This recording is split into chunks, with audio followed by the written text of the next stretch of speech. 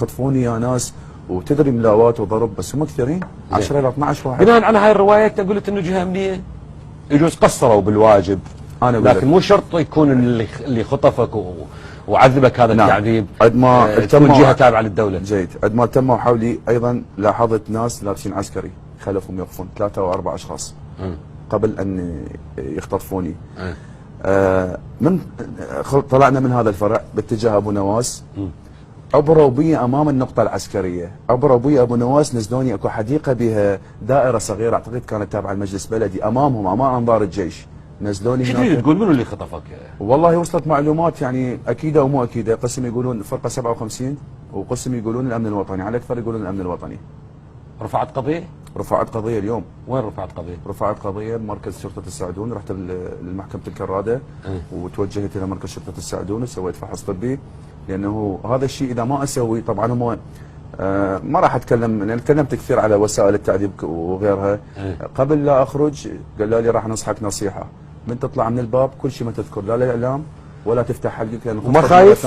لا بالعكس، لا ليش اخاف؟ يعني اخاف من هذول معيب عليه مره ثانيه؟ ما عندي شيء اخسره بعد، ان كان احنا تعذبنا بوقت النظام الدكتاتوري السابق وبوقت هذول المتأسلمين، على شنو اخاف؟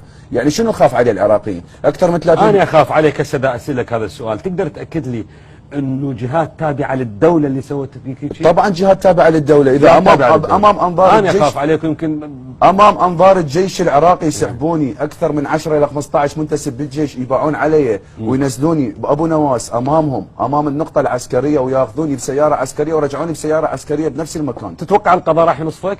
والله ان نصفني ونصفني، اني سويت اللي سويته، مو مساله استجداء عاطفي، مع احتراماتي كل اللي ضامنا وياي، انا اشكرهم الشكر الجزيل، لكن هذا سويته لان حتى ما يكررون هاي المساله ويا ناس اخرين، احتمال باكر عقبه يخطفون شيخ، يخطفون طفل، امراه، ما الى ذلك. بس هذا الاثر اللي بعينك لو لا انا الاثر اللي بظهري البعض يقول فوتوشوب، يعني امانه يعني قوه الاثر اللي بظهري، والبعض اللي موجود هسه لا اشوفه موجود. ونعم انزع استرا انزع استرا انزع استرا القميص، انزع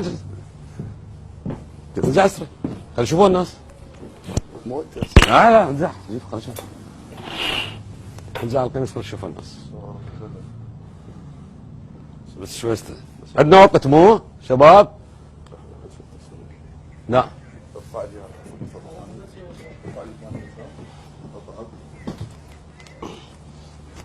ايه بس لحظه شوي، خلي تبين، خلي اللي يسميها فوتوشوب. يا كاميرا خاف صار قداماني.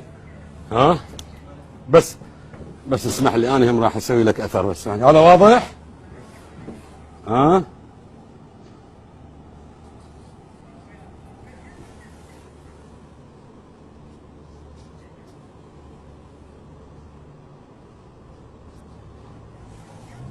واضحة هاي؟ هاي خبز وحرية ودولة مدنية. دولة مدنية زين ان شاء الله. دولة هذا الأثر اللي بظهر، هذا الأثر اللي بظهر عليه روح طبعا، لكن هاي يصير غصبا عليكم. أي جهة كان من كنتم، كان منكم، كنتم دولة أو كنتم ميليشيات أو كنتم كان من يكون، هذا الأثر يروح ويطيب لنا عليه، وهاي جاية بالطريق الخبز والحرية والدولة المدنية. تحرير مواقف عليه. الحمد لله على السلامة. الله